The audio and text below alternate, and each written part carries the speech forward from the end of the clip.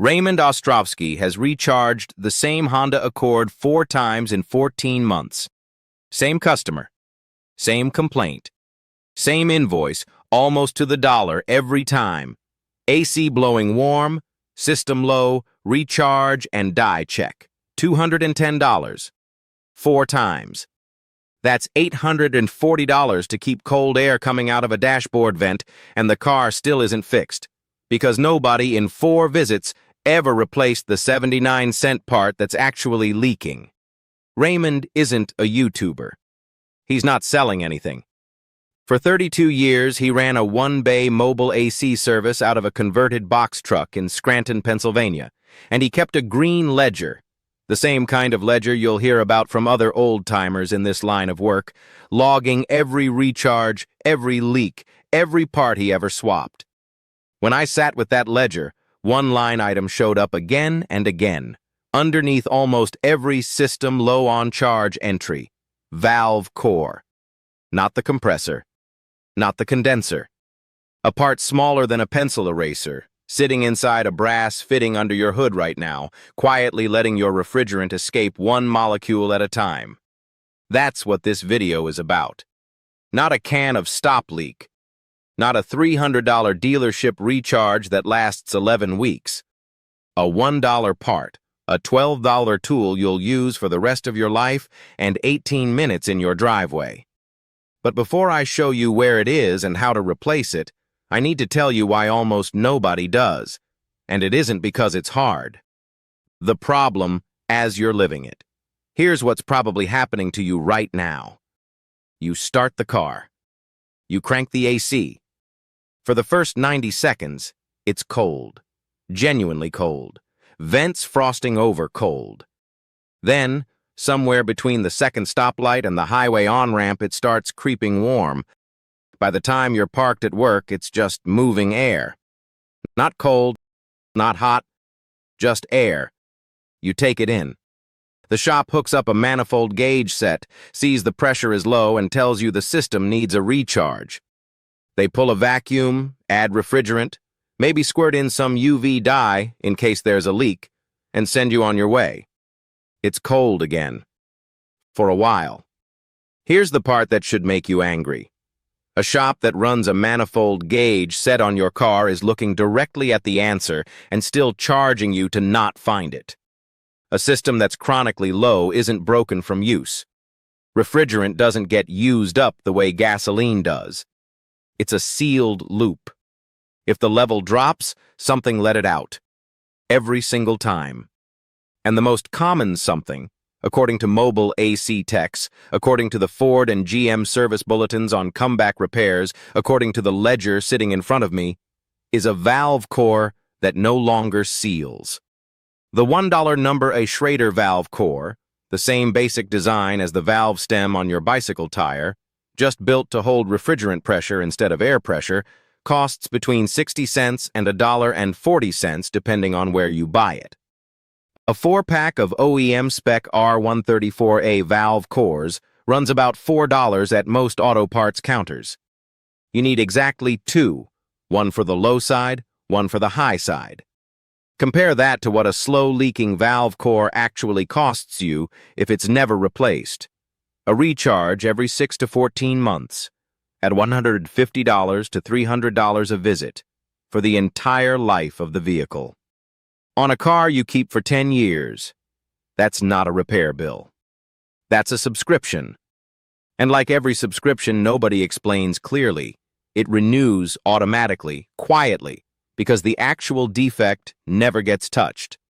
I want to be precise about the number, because precision is the whole point of this channel.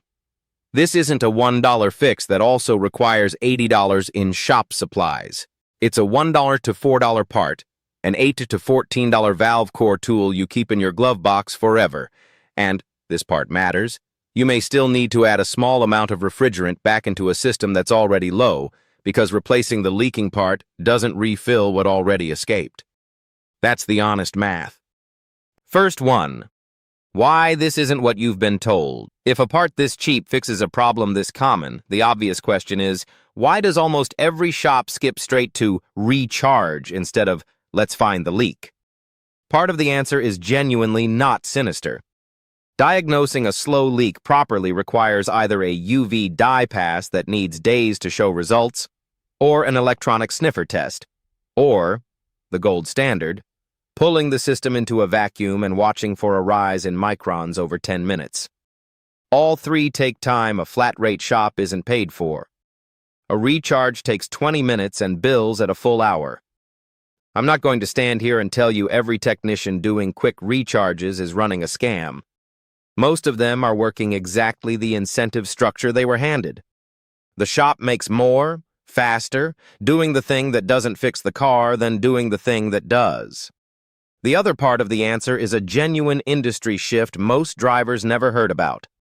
When the automotive AC industry moved from R12 to R134A in the early to mid-1990s under EPA phase-out rules, fitting sizes and valve core torque specifications changed to prevent cross-contamination between the two refrigerant types. Technicians who'd spent a decade servicing R12 systems, where valve cores were rarely the culprit because of a different seal material, carried old habits into a new refrigerant era where the valve core became the single most common failure point. Because R134A is a smaller molecule that escapes past a worn seat far more easily than R12 ever did. The training didn't fully catch up to the chemistry. Comeback recharges became normal. Nobody updated the diagnostic habit because the habit was still making money. Meet the part. Pop your hood.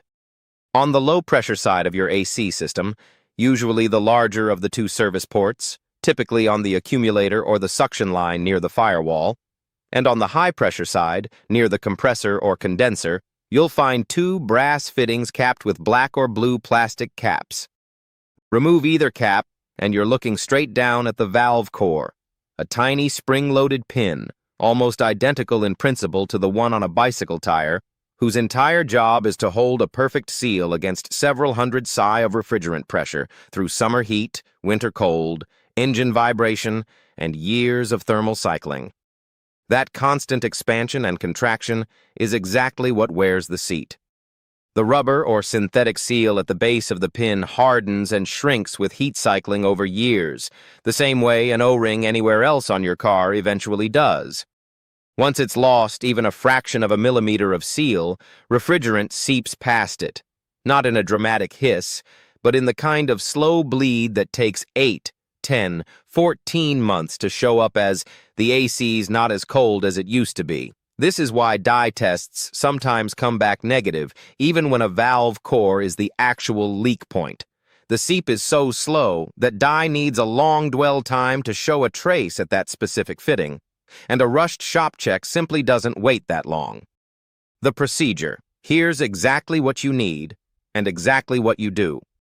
I want to be specific enough that you could do this Saturday morning without calling anyone. Tools. A valve core removal/installation tool, roughly $8 or $14, reusable forever. Replacement R134A valve cores. Buy the 4-pack. You'll use 2 now and have spares. Safety glasses and gloves. Step 1. Confirm the system has some pressure, not zero. If your AC has gone completely totally dead with no cold air at all, even for a second, that's a different diagnosis. Likely a fully empty system, a bad compressor clutch, or an electrical fault. And this fix alone won't solve it. This procedure is specifically for the cold, then fades warm over minutes pattern. Step 2. Locate both service ports and remove the protective caps. Note which is Step 3. With the engine off and the system depressurized on that port, a small hiss when you first crack the cap is normal. A long, sustained hiss means there's pressure to release first, and you do that slowly, in short bursts, wearing eye protection, standing clear of the valve. Thread the valve core tool onto the port. Step 4. Unscrew the old valve core using the tool, the same way you'd unscrew a bicycle valve stem, just seated inside a threaded housing. It will come out smaller than a pencil eraser. Inspect the seal end. You'll frequently see visible hardening, a flat spot, or a fine crack in the rubber seat. That's your leak, sitting in your palm. Step 5. thread in the new core, torque it snug by hand, and then a careful quarter turn with the tool. Do not over-tighten, as that can damage the new seat just as effectively as a worn one. Repeat on the other port. Step 6. Replace the protective caps. These aren't decorative. The caps themselves provide a secondary seal, which is why a missing cap is its own slow leak cause worth checking while you're in there. Step 7. Recharge to spec using a basic AC recharge canister with a built-in gauge, following your vehicle's specific ounce charge listed on the underhood sticker, not a generic top-it-off guess. This is the honest additional cost I mentioned earlier. A recharge canister runs $25 to $40, and if a shop already recharged your system in the past few months, you may need very little added back, since the leak was slow, not catastrophic.